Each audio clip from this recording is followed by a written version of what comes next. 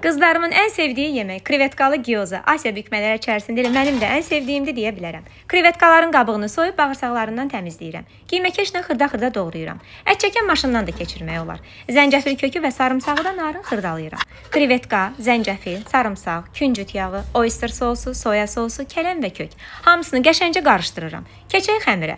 Qaynar su və duzla xəmir yoğururam. 20 qramlıq köndələrə ayırıb dincəlməsini gözləyirəm. Sonra nişasta ilə üst-üstə yığıb oxlovla mərkəzdən kənara dairəvi yaymaqla xəmiri açıram. Etiraf edeyim ki, bu dəfə lap incə yaydım. İçlikləri bərabər şəkildə xəmirə qoyub bükürəm. Mən bu dəfə gyoza formasında bükdüm.